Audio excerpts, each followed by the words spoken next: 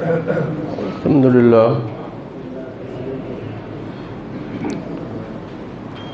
الحمدللہ وکفا والسلام علی عبادہ الذین اصطفیٰ اما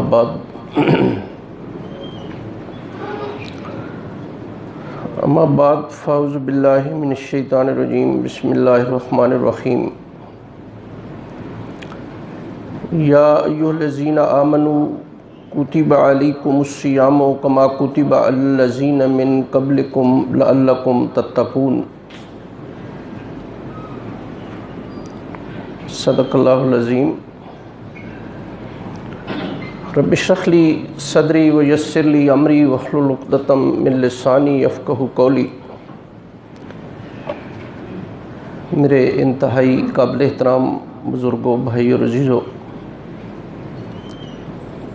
رمضان کے حوالے سے ہم بات کر رہے تھے اور یہ وہ آیت کریمہ ہے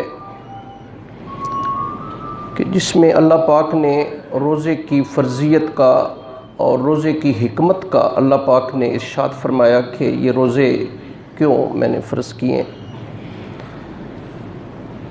تو اس کا مفہوم پچھلے درس میں نے بڑے جو ابتدائی الفاظ ہیں بڑی تفصیل سے اس کا مفہوم عرض کیا کہ اللہ تبارک و تعالیٰ ایمان والے لوگوں کو خطاب کرتے ہیں،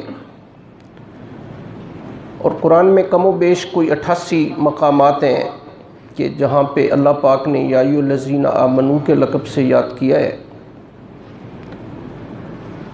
تو چونکہ ایک اسلامی فراہی ریاست وجود میں آ چکی تھی مدنی زندگی میں، تو اللہ تبارک و تعالیٰ بظاہر خطاب تو ان کو ہے، لیکن قیامت تک آنے والے تمام ایمان والوں کو یہ خطاب ہے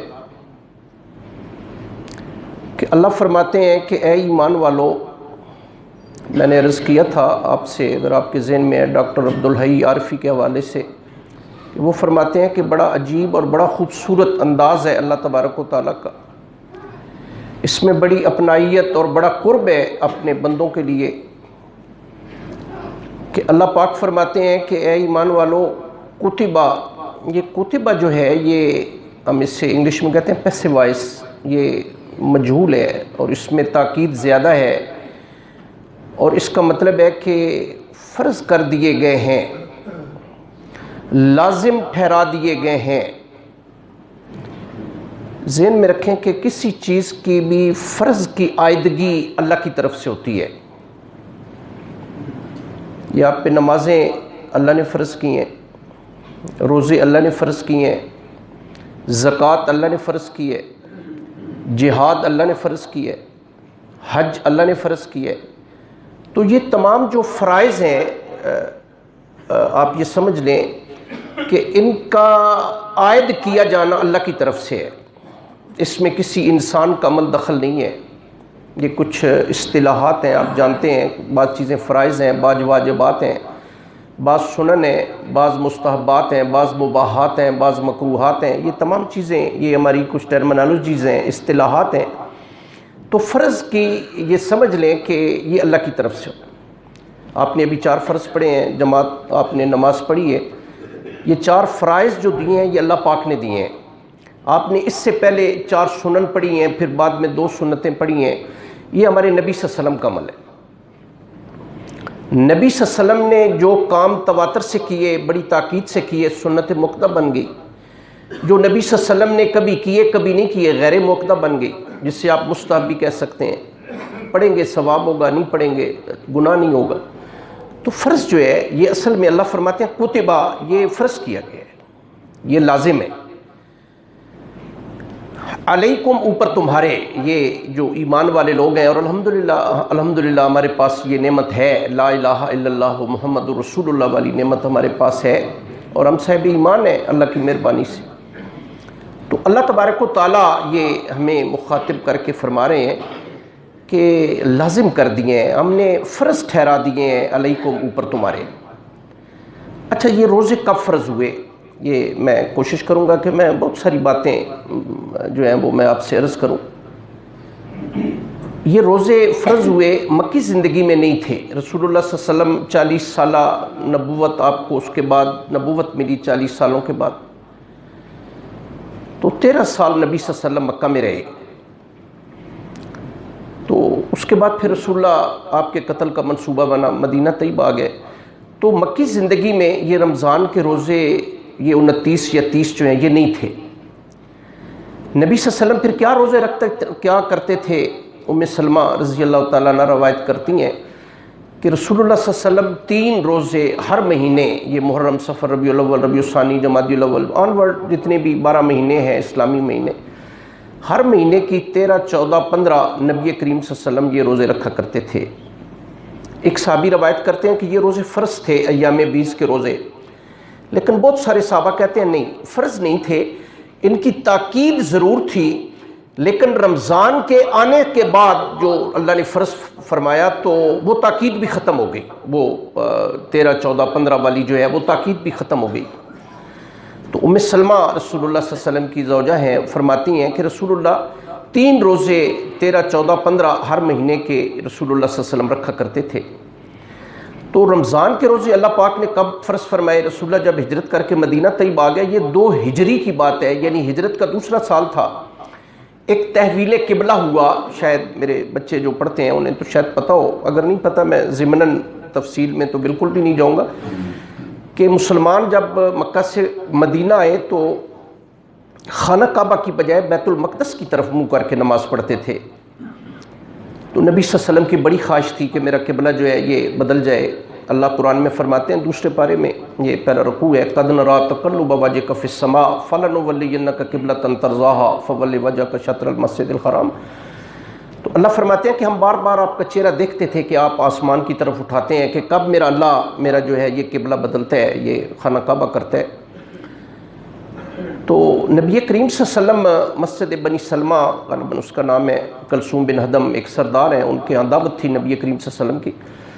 تو رسول اللہ نماز پڑھا رہے تھے, غالباً ظہر کی نماز تھی, بعض نے عصر کی نماز بھی لکھی ہے, کہ نبی کریم صلی اللہ علیہ وسلم 2 رکعتیں پڑھا چکے, جبریل علیہ السلام آئے, یہاں سے کندھے سے پکڑا, بالکل آپ کا چہرہ جو ہے وہ کعبۃ اللہ, کبھی آپ دیکھیں وہاں پہ اس مسجد میں تو 180 ڈگری پہ وہ آپ کو نظر آئے گا. نبی کریم صلی اللہ علیہ وسلم کا قبلہ جو ہے وہ بدل دیا گیا اور فرمایا گیا کہ اب آپ اپنا چہرہ جو ہے وہ کعبۃ اللہ کی طرف کر رہے ہیں. اس کے 10 دنوں کے بعد ماہ شعبان میں اللہ پاک نے 2 ہجری میں رمضان کے روزے فرض کیے ہیں.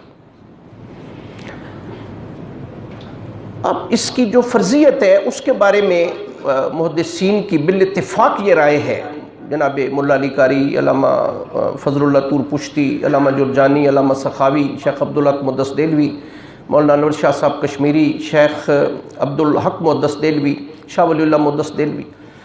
تو یہ ایک ایک کی کوٹیشن تعریف ذرا ٹائم زیادہ لگ جائے گا, میں اس لیے یہ بالاتفاق بات عرض کر رہا ہوں کہ ان کا کہنا یہ ہے کہ رمضان کے روزے کی فرضیت کا انکار کوئی مسلمان تو نہیں کر سکتا. اس کی جو فرضیت ہے وہ قرآن سے ثابت ہے, نبی کریم صلی اللہ علیہ وسلم اور صحابہ کے اور اجماع امت جو ہے اور عقل سلیم سے اس کی فرضیت ثابت ہے کہ نبی کریم صلی اللہ علیہ وسلم نے روزے رکھے, آپ کے صحابہ نے روزے رکھے, اس کے بعد آن ورلڈ ابھی تک آپ دیکھ رہے ہیں کہ بڑے تواتر سے اللہ کی مہربانی سے مسلمان آدمی روزے کی فرضیت کا انکار نہیں کر سکتا. کوئی کافر تو کر سکتا ہے. ہاں ایک بات ذہن میں رکھیں کہ اگر کوئی مسلمان, ہم الحمدللہ مسلمان ہیں, وہ بندہ کہے جی میں تو نہیں مانتا, میں فتووں کا قائل نہیں ہوں, لیکن وہ بندہ مسلمان نہیں ہے. یہ ذہن میں رکھیں کہ جو بندہ کہے جی میں نہیں مانتا روزوں کو, اٹ مینس کہ وہ قرآن کو بھی نہیں مانتا, نبی صلی اللہ علیہ وسلم کو بھی نہیں مانتا اور اللہ کو بھی نہیں مانتا. یہ اللہ نے حکم دیا, نبی صلی اللہ علیہ وسلم نے اور آپ کے صحابہ نے کر کے دکھا دیا, اور اجماع صحابہ اور اجماع امت, اور اس کے بعد آن ورلڈ ابھی تک یہ تواتر کے ساتھ رمضان کے روزے آ رہے ہیں. ہاں ایک بندہ یہ کہتا ہے جی بڑی کمزوری ہے جی, میں افسوس ہے میں رکھ نہیں سکتا, وہ شدید گناہ گار ہے, یہ ذہن میں رکھیں. ہاں اگر وہ بیمار ہے, سفر پہ ہے, یہ ایک ایکسیپشنل صورت ہے, استثنائی صورت ہے, اللہ نے اجازت دی ہے. آپ سفر پہ ہیں, آپ بیمار ہیں, آپ کو اجازت ہے کہ آپ دیگر ایام سے ان کی گنتی پوری کر لیں جتنے روزے آپ کے رہ گئے اگلے رمضان کے آنے سے پہلے پہلے. لیکن بہترین صورت یہ ہے کہ رمضان کے فوری بعد آپ کا عذر ختم ہو جائے, آپ فوری طور پہ روزے رکھیں, شاید زندگی پھر وفا کرے یا نہ کرے. تو رمضان کے روزے کی فرضیت جو ہے بھئی یہ ذہن میں رکھیں کہ یہ لازم ہے, اس کا انکار کوئی مسلمان نہیں کر سکتا. مجھے یاد ہے ہم چھوٹے چھوٹے ہوتے تھے، بعض لوگ ذرا احتیاط نہیں کرتے، تو امیر آدمی جو ہیں وہ روزے اس لیے نہیں رکھتے، وہ کہتے ہیں جی کہ چونکہ ہمارے پاس تو رزق ہے جی، یہ ان لوگوں کے لیے جن کے پاس روٹی نہیں ہے، یہ رزق نہیں ہے۔ اور غریب آدمی سے اگر بات کریں تو وہ کہتے ہیں جی روزے روزی والوں کے لیے جنہیں اللہ نے روزی زیادہ دیا، ہمارے پاس تو پہلے کچھ نہیں ہے۔ یہ دونوں باتیں غلط ہیں، یہ دونوں باتیں افراط و تفریط ہیں، اور یہ دونوں باتیں کفری ہیں۔ یہ بات ذہن میں رکھیں، کبھی بھی یہ نہ کہیں یہ تو اللہ اور اللہ کے رسول کا مذاق اڑانے والی بات ہے، اور کبھی بھی ایسے بڑی احتیاط سے جو ہے وہ سوچ کے بات کریں۔ تو اللہ پاک نے کیا فرمایا کہ ایمان والوں لازم ٹھہرا دی ہیں تم پہ ہم نے، بلکہ ایک بڑی سخت روایت ہے۔ اچھا میں آپ کو عرض کر دوں، در مختار ہماری فقہ کی ایک کتاب ہے احناف کی، اس میں یہاں تک لکھا ہے کہ اگر کوئی بندہ جس کا شرعی عذر نہ ہو، شرعی عذر میں نے ابھی عرض کیا بیمار ہیں، سفر پہ ہیں، تو یہ تو آپ کے شرعی عذر ہیں، ڈاکٹر نے منع کیا ہے کہ ٹھیک ہے جی، لیکن وہ بھی اگر آپ نے کوئی کھانا پینا ہے تو آپ اپنے گھر میں اپنے کمرے میں کھائیں پئیں نا جی۔ اگر کوئی بندہ، یہ میں روایت عرض کر رہا ہوں اور حوالے سے عرض کر رہا ہوں کہ در مختار کی روایت ہے کہ اگر کوئی بندہ، جیسے آج کل ہمارے جوان ہیں، مجھے یاد ہے میں پچھلے سال کی بات ہے یونیورسٹی روڈ پہ جا رہا، صبح کا ٹائم تھا، کوئی 8 ساڑھے 8 بجے کا ٹائم تھا، میں نے دیکھا کہ پرلی سائڈ جو ہے اس پہ ایک خاصا موٹا آدمی 125 پہ بیٹھا ہوا ہے، اور اس نے عین سڑک کے درمیان موٹر سائیکل کھڑا کیا، جیب سے اپنا سگریٹ نکالی، لگائی، رمضان کا مہینہ اور صبح 8 بجے کا ٹائم۔ تو یہ وہ جان بوجھ کے اللہ اور اللہ کے رسول کا مذاق اڑا رہے ہیں۔ تو در مختار کی روایت ہے کہ اگر کوئی بندہ، ایسا بندہ جس کا میں ابھی ذکر کر رہا ہوں، کہ اگر کوئی ایسا بندہ رمضان کی توہین کرے شرعی عذر کے بغیر، خدا کی قسم اسلامی ریاست میں اسلامی عدالت یہ کام آپ اور میں نہیں کر سکتے، یہ ذہن میں رکھیں، یہ ذہن میں رکھیں کہ یہ اسلامی فلاحی ریاست میں اسلامی عدالت تعزیراً اس بندے کو قتل کروا سکتی ہے کہ یہ اللہ اور اللہ کے رسول اور اللہ کے احکامات کا مذاق اڑا رہا ہے۔ اس قدر تشدید ہے اس میں کہ جو بندہ روزے کی توہین کر رہا ہے۔ حضرت علی رضی اللہ تعالیٰ عنہ کا زمانہ تھا، ایک شاعر تھا نجاشی اس کا نام تھا، اور اس نے اسی طرح دن کو شراب پی، لوگوں کے سامنے پی، لوگوں نے حضرت علی رضی اللہ تعالیٰ عنہ کی، جو بھی اس وقت جسٹس تھے مدینہ کے، حضرت علی امیر المومنین تھے، تعزیراً اسے 80 کوڑے لگوائے گئے۔ اور آج بھی اگر میں سمجھتا ہوں چلے 80 نہ صحیح 40 کر لیں، 20 کر لیں، اگر آج بھی یہ تعزیر بنا دی جائے اسلامی ریاست میں، تو میں سمجھتا ہوں کہ جدید تہذیب کے گندے انڈے جو ہیں وہ ٹھیک ہو سکتے ہیں۔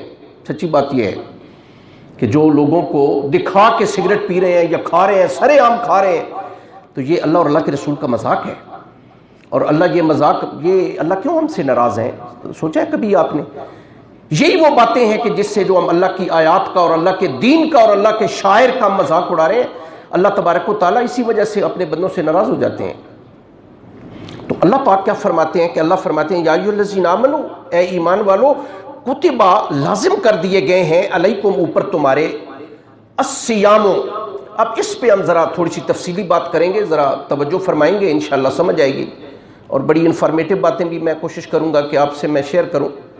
سیام، سیام جو ہے یہ جمع ہے، اور اس کا واحد جو ہے وہ ہے صوم، صوم یہ عربی لفظ ہے، اور روزہ جو ہے یہ اس کا عجمی ترجمہ ہے، اور لغت میں اس کا معنی ہے رک جانا یا باز آ جانا۔ صوم، صوم کا مطلب ہوتا ہے رک جانا یا باز آ جانا۔ اب اصطلاحی اعتبار سے اس کا کیا مطلب ہے؟ دو معنی ہوتے ہیں، لغوی اعتبار سے کہ اصطلاحی اعتبار سے۔ سنیں انشاءاللہ سمجھ آئے گی، میں کوشش کروں گا آپ کو میں سمجھا سکوں۔ اصطلاحی اعتبار سے اس کا مطلب یہ ہوتا ہے کہ صبح طلوع فجر سے، جسے آپ آسان الفاظ میں سحری سے لے کر غروب آفتاب تک رک جانا، تین چیزوں سے جو انسان کو انتہائی مرغوب ہے، پسند ہے، اللہ نے ہمیں روک دیے، تین چیزوں سے روک دیے، کھانے سے روک دیے، پینے سے روک دیے، ہم اپنی نفسانی، طبی، فطری، جنسی خواہشات کی تکمیل ہم نہیں کر سکتے۔ اور عمومی طور پہ دیکھیں تو یہ تینوں چیزیں کسی بھی بندے کو انتہائی مرغوب ہیں۔ اچھا کھانا کون نہیں چاہتا؟ پینا، مشروب الحمدللہ گھر میں ہر قسم کے موجود ہیں، شدید پیاس لگی ہے، جون جولائی کا روزہ ہے، 16-17 گھنٹے کا روزہ ہے، ابھی آپ باہر سے دیہڑی کر کے آئے ہیں، مزدور ہیں، آپ زندگی کے کسی شعبے سے تعلق رکھتے ہیں، کون بندہ نہیں چاہتا کہ میں پانی پیوں، اچھا مشروب پیوں؟ اللہ فرماتے نہیں پیوں، کھانا بھی نہیں ہے، پینا بھی نہیں ہے، آپ کی شادی ہوئی ہے، نئی شادی ہوئی ہے، ایک فطری طبی اور حلال ہے، کوئی ناجائز بھی نہیں ہے، لیکن اللہ فرماتے نہیں میرے بندے میرے لیے نہیں، آپ نہیں، یہ کام نہیں۔ تو 3 چیزوں سے رک جانے کا نام صوم ہے، اور یہی چیزیں بندے کو مرغوب ہے عمومی طور پہ، کبھی آپ دیکھ لیں تو اللہ پاک فرماتے ہیں کہ، اور پھر یہ لفظ، یہ صوم ہسٹوریکلی تاریخی اعتبار سے ذرا توجہ فرمائیں گے سمجھ آئے گی کہ تاریخی اعتبار سے اہل عرب جو ہیں وہ اپنے نوجوان گھوڑے اور اونٹ کی تربیت کے لیے اس کی خوراک میں کمی کر دیتے تھے اور اس کے لیے لفظ صوم استعمال کرتے تھے۔ ہمارا خالق، ہمارا مالک، ہمارا رب اور پروردگار ہماری بھی خوراک میں کمی کر رہا ہے ہماری تربیت کے لیے، اور اس کے لیے لفظ اللہ نے استعمال کیا ہے صوم۔ یہ تاریخی اعتبار سے لفظ، یہ عرب جو اپنے نوجوان گھوڑوں کے لیے اور اس کی خوراک میں تربیت کے لیے کمی کر دیتے تھے، اب صاف ظاہر ہے ہمارا خالق اور مالک بھی جانتا ہے میرے بندے کو کس چیز کی ضرورت ہے۔ آج کہتے ہیں نا جی فلاں ڈاکٹر صاحب جو ہیں وہ ہمارے مزاج سے واقف ہیں، ایمانداری سے بتائیں کہ وہ اللہ جس نے ہمیں مٹی کے قطرے سے پیدا کیا وہ ہمارے مزاج سے واقف نہیں ہے، وہ ہمارے مزاج سے واقف، وہ ہماری رگ رگ سے واقف، وہ جانتا ہے کہ میرے بندے کو کب اور کس وقت کس چیز کی ضرورت ہے۔ اللہ تبارک و تعالیٰ فرماتے ہیں میں یہ 29 اور 30 دن تو آپ نے میری مرضی کے مطابق گزارنے ہیں۔ اب میں اس کے کئی دلائل بھی آپ کے سامنے میں عرض کروں گا۔ آپ دیکھیں نا، میں اگلے دن بھی پڑھ رہا تھا اور غالباً میں نے پچھلے درس میں بھی عرض کیا کہ کسی اچھے گھر کا سو کارڈ بڑے مہذب خاندان کا کوئی چھوٹا سا بچہ بھی اگر آپ اسے کوئی چٹپٹی چیز دیں نا، یا کوئی ٹافی دے دیں، کوئی چیز دے دیں، وہ فوری طور پہ کہے گا جی امی نے منع کیا، ڈاکٹر صاحب نے منع کیا ہے کہ دانت خراب ہو جاتے ہیں، گلا خراب ہو جائے گا۔ لیکن اس بچے کو اپنی ماں اور اس جو ڈاکٹر ہے اس کی بات کا یقین ہے، ہمیں کائنات کے سب سے بڑے ڈاکٹر کی بات کا یقین کیوں نہیں آ رہا؟ ایک یہودی عیسائی غیر مسلم ڈاکٹر ہے، وہ آپ سے کہتا ہے کہ جناب آپ کے لیے یہ چیز، یہ آپ کی دوائی ہے، یہ آپ کی پرہیز ہے، یہ بالکل آپ ایسے ہی سمجھ لیں کہ وہ کائنات کے سب سے بڑے ڈاکٹر نے یہ مہینہ آپ کو دیا ہے کہ بھئی یہ آپ کی پرہیز ہے، یہ 3 چیزوں سے آپ نے صبح سحری سے لے کر غروب آفتاب تک آپ نے بچ جانا ہے۔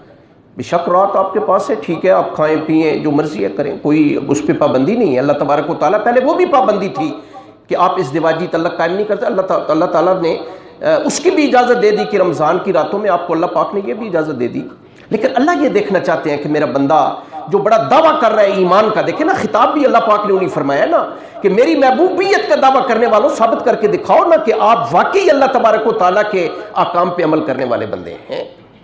اور یہ کیا مشکل ہے؟ 29 یا 30 دن گزارنا کون سا مشکل کام ہے؟ دیکھیں نا 25 دن گزر گئے اور خدا کی قسم پتہ بھی نہیں چلا، جنہوں نے نہیں رکھے ان کے بھی 25 دن گزریں گے، جنہوں نے رکھے ہیں اور ان سے پوچھ لیں ان کی صحت ان سے زیادہ بہتر ہوگی۔ تو میرے بھائی اور عزیزو، یہ صوم جو ہے اللہ تبارک و تعالیٰ فرماتے ہیں کہ یہ رمضان کے روزے ہم نے آپ پہ فرض کیے ہیں۔ اب کیا واقعی طبی طور پہ کیا اس کے کچھ فوائد ہیں، یا اللہ پاک آپ کے ذہن میں یہ سوال جائے کہ جی اللہ پاک نے کیوں ہمیں یہ بھوکا پیاسا رکھا ہے؟ جی مثلا بعض ہمارے بچے یہ ہم سے سوال کرتے ہیں جو کالج یونیورسٹی کے اسٹوڈنٹ ہیں، زیادہ پڑھ لکھ جاتے ہیں، بڑے جدیدیت پسند ہیں، روشن خیال ہے، جی کیوں اللہ پاک نے یہ کیے ہیں؟ ایک تو یہ ذہن میں رکھیں کہ اللہ کا کوئی کام حکمت سے خالی نہیں ہوتا، لیکن اس کے ساتھ ساتھ میں عرض کروں کہ صوفیاء کا ایک قول میں نے عرض کیا تھا بڑے ابتدا میں، وہ کہتے ہیں کم کھائیں، اس مہینے میں کم کھائیں، کم سوئیں، لوگوں سے کم باتیں کریں اور لوگوں سے ملنا ملانا بھی آپ کا کم ہو، یہ مہینہ کم از کم اللہ کی مرضی کے مطابق آپ گزار لیں۔ اب چند گزارشات میری سنیں۔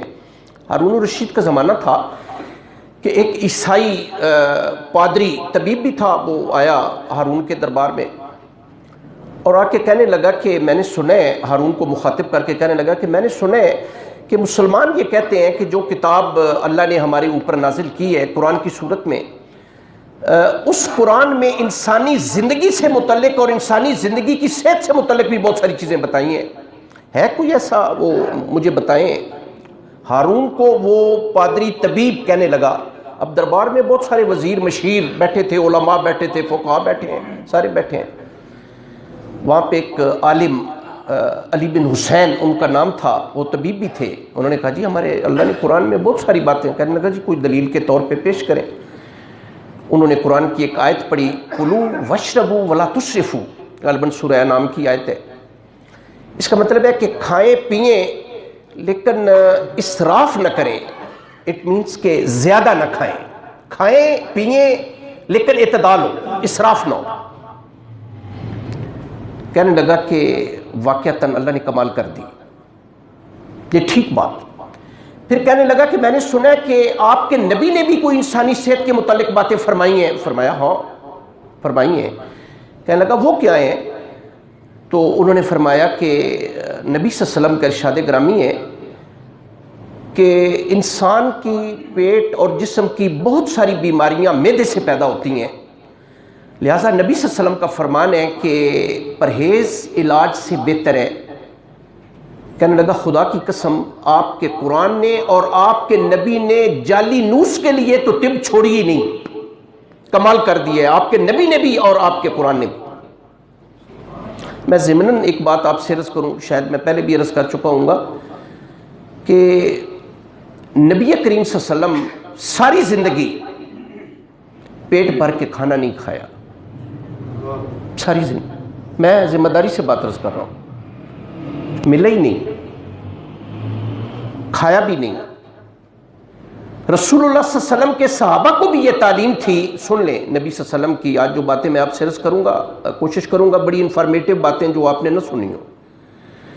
رسول اللہ کے صحابہ نے بھی کبھی پیٹ بھر کے کھانا نہیں کھایا، بلکہ ایک لطیفہ سمجھ لیں لیکن یہ حقیقت ہے۔ ایک حکیم تھے طبیب مدینہ طیبہ میں، کچھ سال ڈیڑھ سال رہے، بعض نے لکھا یمن سے آئے تھے، بہت اچھے طبیب تھے، سال ڈیڑھ سال رہے، کوئی ایک مریض بھی نہیں آیا مدینہ طیبہ میں ان کے پاس۔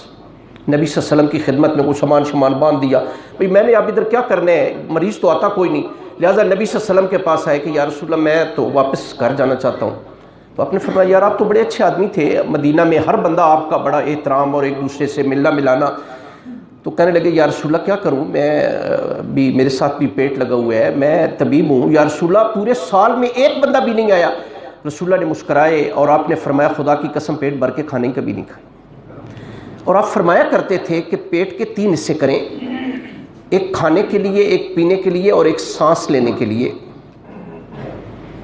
شیخ سعدی فرماتے ہیں کہ کھانا جو ہے، کھانا وہ ناک تک آ رہا ہے، حکمت کہاں پہ آئے گی؟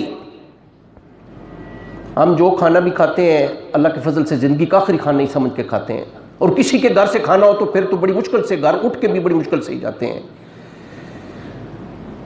یہ باتیں ہنسنے والی نہیں، یہ باتیں سوچنے والی ہیں، جو باتیں میں آپ سے عرض کر رہا ہوں کہ اصل میں تو نبی صلی اللہ علیہ وسلم یہ چاہتے ہیں۔ ایک اور ابو طالب مکی ہیں، انہوں نے تو ایک بڑی سخت بات کہی ہے، میں انہی کے الفاظ سے وہ بات عرض کرتا ہوں۔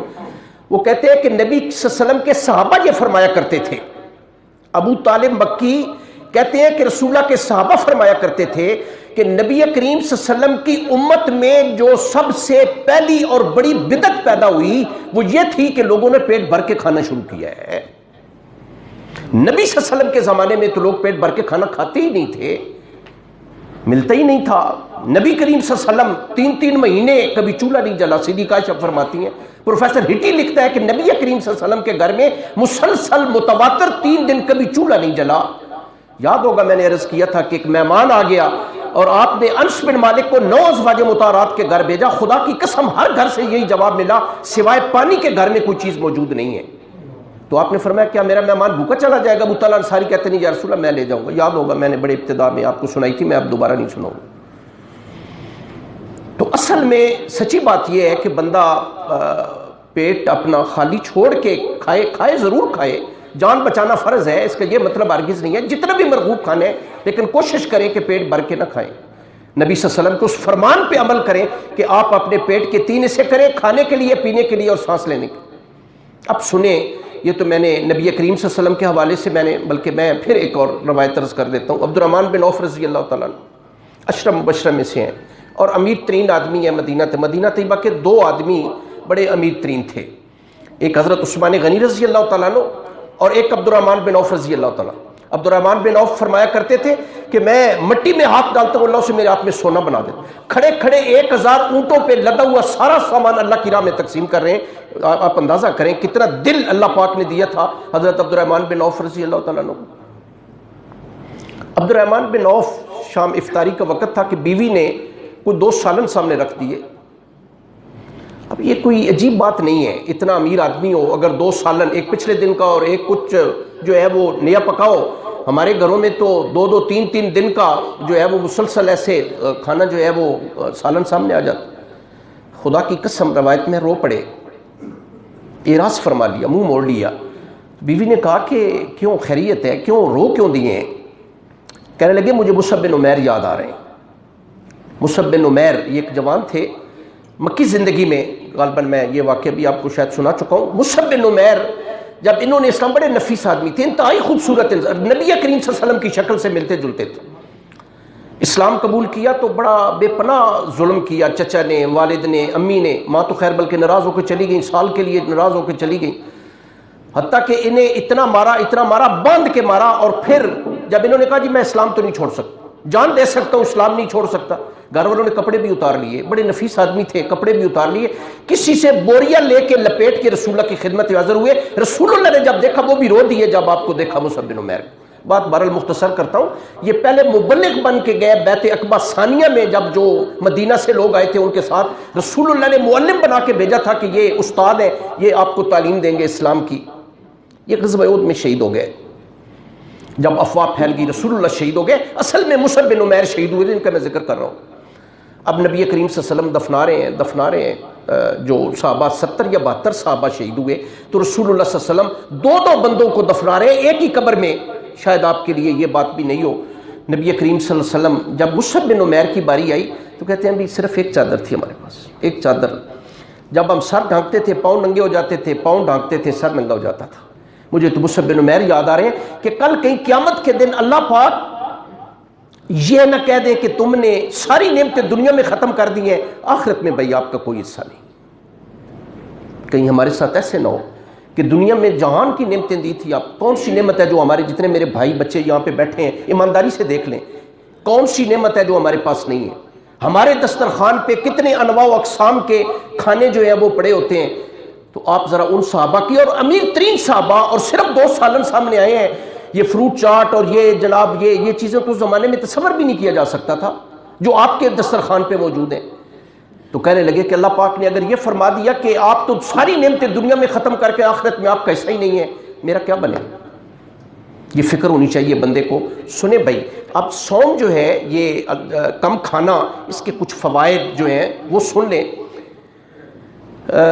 ایک امریکن اسٹیٹ ہے کیلیفورنیا، اس کے ایک ڈاکٹر ہیں، ڈاکٹر لوگان اس کا نام ہے.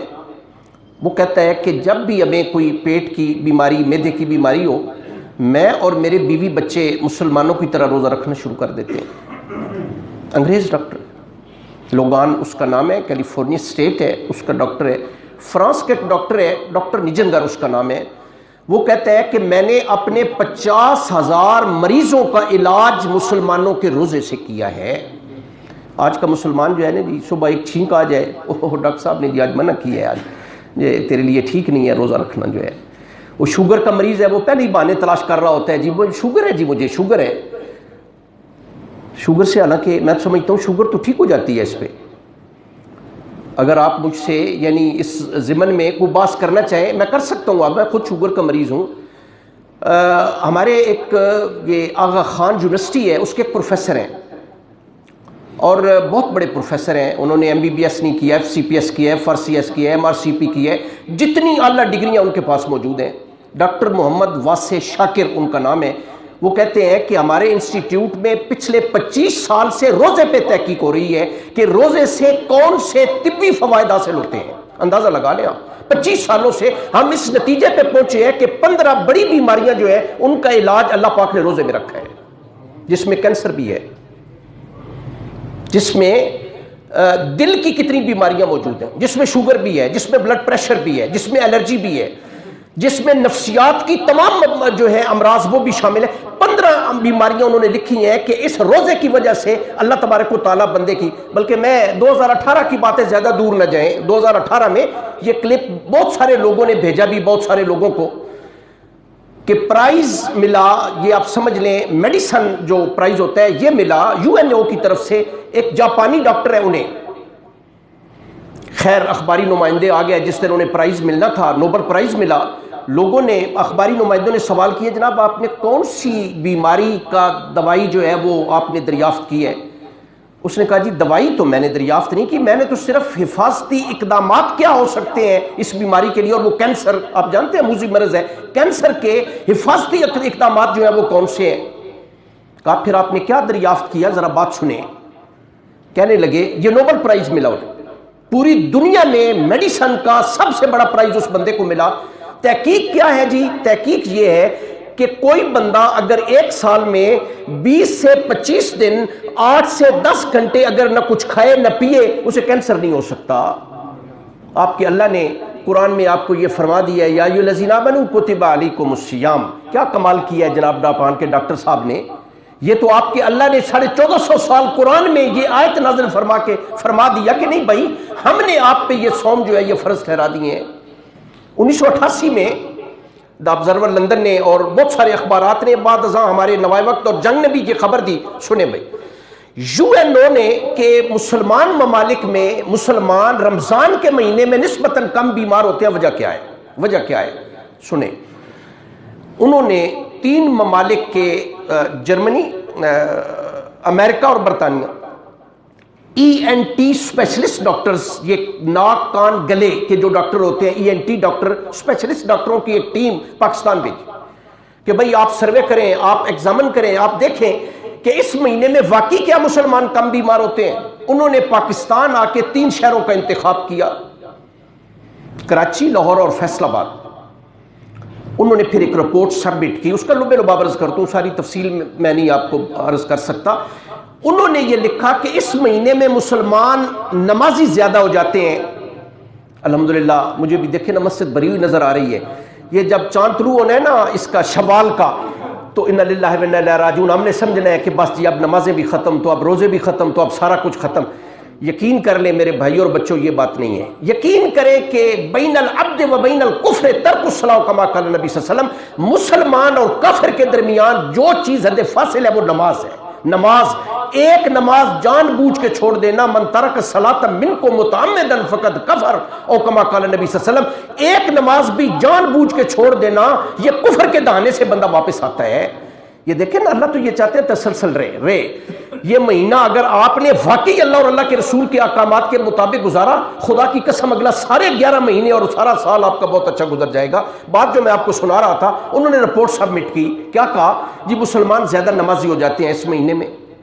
نماز کے لیے وضو زیادہ ضروری ہے، وضو میں وہ کلی بھی کرتے ہیں، ناک میں پانی ڈالتے ہیں، سر کا مسح کرتے ہیں، گردن کا مسح کرتے ہیں، لہٰذا انہیں ناک کان گلے کی بیماریاں نسبتاً کم لگتی ہیں۔ تو یار اگر ہم سارے پورا سال ہی الحمدللہ اگر نمازی ہو جائیں تو نور اللہ نور والی بات ہے نا۔ دیکھ لیں پھر ہمارے یہ اسپتالوں میں یہ رش ہی نہ ہو۔ شاید میں نے آپ کو بات سنائی ہو یا کسی اور درس میں میں نے کہیں بات عرض کی، یہ جماعت کے لوگ گئے جی فرانس، جماعت گئی فرانس ایئرپورٹ پہ ایک بھائی جو ہے وہ وضو کر رہے تھے، بینچ پہ ایک بندہ بیٹھا ہے اور وہ بڑے انہماک سے دیکھ رہا ہے کہ یار یہ بندہ کیا کر رہا ہے۔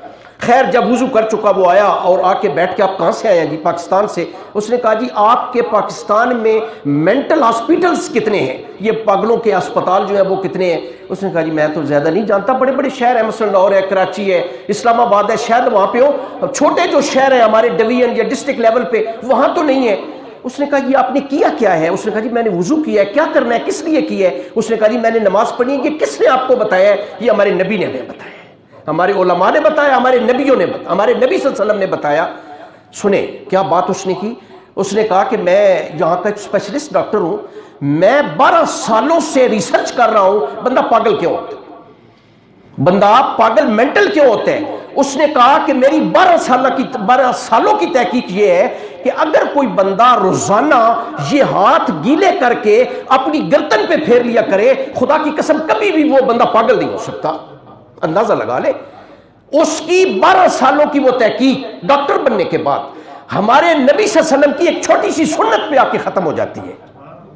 آج کا بچہ تلاش کرتا ہے جی حکمت کیا ہے، جی نبی کے عمل میں، اللہ کے حکم میں حکمت کیا ہے، آپ اندازہ لگا لیں۔ انہوں نے کہا جی مسلمان نمازی زیادہ ہو جاتے ہیں، اور اس مہینے میں چونکہ وہ نماز کے لیے وضو ضروری ہے اور وضو میں یہ سارے کام کیے جاتے ہیں، لہٰذا مسلمان بیمار کم ہوتے ہیں۔ لندن میں 22 مارچ 1960 کو ایک جو ہے وہ کانفرنس ہوئی. ایک ڈاکٹر، بڑے اسپیشلسٹ ڈاکٹر، بلکہ سب سے اول نمبر ڈاکٹر جو ہے یہ اپنا رشیا کے وی این نکسن اس کا نام ہے. 22 مارچ 1960 کو اس نے لندن میں ایک مقالہ پڑھا انسانی صحت سے متعلق. خیر بڑی تمید ہے اس کی. کہنے لگا جی ورزش کرنی چاہیے جی، روزانہ اتنی واک کرنی چاہیے جی، اتنے منٹ جو ہے وہ چیزیں کھانی چاہیے جی، یہ چیزیں نہیں کھانی چاہیے جی، بندے کو بڑی محنت کرنی چاہیے، ورزش کرنی چاہیے، مشقت کرنی چاہیے. بالآخر وہ کہنے پہ مجبور ہو گیا کہ 1 سال میں 3 دن یا ایک مہینے میں 3 دن یا 1 سال میں 1 مہینہ مسلمانوں کی طرح اگر روزہ رکھے تو وہ بیمار نہیں ہو سکتا. اندازہ لگا لیں آپ. نیچرلسٹ ہے، دریہ ہے، اللہ کو نہیں مانتا، نبی کو نہیں مانتا، ہمارے قرآن کو نہیں مانتا، کہنے پہ مجبور ہو گیا. اور شاید آپ جانتے ہیں کہ نہیں کہ امریکہ، برطانیہ اور پورے یورپ میں اب انہوں نے یہ لازم کر دیا ہے کہ بعض مریض جو ہیں زبردستی انہیں 28 سے 30 گھنٹے بھوکا بھی رکھا جاتا ہے اور پیاسا بھی رکھا جاتا ہے. یہ اللہ نے آپ کو ایک نظام دے دیا ہے. وہ خالق تو جانتا ہے میرے بندے کو کس چیز کی ضرورت ہے. ایک سیگمنڈ فرائڈ ایک جو ہے یہ ماہر نفسیات ہے، یہ کہتا ہے کہ دماغی اور نفسیاتی مریض کا 100% علاج مسلمانوں کے روزے میں ہے. لوتھر جیم ایک کیمبرج یونیورسٹی کا علم الادویات کا پروفیسر ہے، وہ کہتا ہے کہ انسان کے جسم کی بہت ساری بیماریاں، بالخصوص معدے کی بیماریاں جو ہیں وہ 100% روزے رکھنے سے وہ ٹھیک ہو جائیں گی. آکسفورڈ یونی کے ایک پروفیسر ہے، مور پالڈ اس کا نام ہے، بہت بڑا محقق ہے، پوری دنیا کی سیر کی ہے اس نے. میں پڑھ رہا تھا، وہ کہتا ہے کہ میں نے اسلام کا مطالعہ شروع کیا. یار میں اسلام کا مطالعہ اور آپ کو میں ایک بات عرض کروں، پتہ نہیں ہم دیکھیں گے یا نہیں دیکھیں گے، اس وقت اہل یورپ خدا کی قسم آپ کے قرآن کا مطالعہ کر رہے ہیں اور لاکھوں عیسائی قرآن حکیم کا اور نبی صلی اللہ علیہ وسلم کی سیرت کا مطالعہ کر رہے ہیں. ایک وقت آئے گا انشاءاللہ، ہم دیکھیں گے یا نہیں دیکھیں گے، کہ وہ لوگ سارے انشاءاللہ مسلمان ہو جائیں گے. جو قرآن پڑھ رہے ہیں، جو نبی صلی اللہ علیہ وسلم کی سیرت کا مطالعہ کر رہے ہیں، انشاءاللہ the time will come. میں بات عرض کر رہا تھا، مور پالڈ یہ ایک آکسفورڈ یونیورسٹی کا پروفیسر ہے، یہ لکھتا ہے کہ میں نے اسلام کا مطالعہ شروع کیا. میں جب روزے کے ٹاپک پہ آیا تو میں نے کہا کہ یار ان کے مالک اور خالق نے کیا نظام دیا ہے اسے، انہیں یہ روزے کا جو ہے. میں نے بھی مسلمانوں کی طرح روزے رکھنے شروع کر دیے. کہتا ہے میرے معدے میں ایک ورم تھا جو میں انتہائی علاج کروانے کے باوجود پورے یورپ میں علاج کر نہیں ٹھیک ہو رہا تھا. میں نے مسلمانوں کی طرح 1 مہینے روزے رکھے، میرا ورم ٹھیک ہو گیا. اندازہ لگا لیں آپ. مسلمان بیچارہ مذبذبین بین ذالک، لا الہ، روزہ رکھوں یا نہ رکھوں جی؟ او جی میں نے اس سال جو ہے نا جی وہ میں نے آرام کیا ہے، انشاءاللہ اگلے سال روزے رکھیں گے جی. اگلے سال آئے گا تو پھر پتہ چلے گا نا. پتری تمہاری اتنی زندگی ہے بھی یا نہیں، کل آئے گا یا نہیں آئے گا کون جانتا ہے.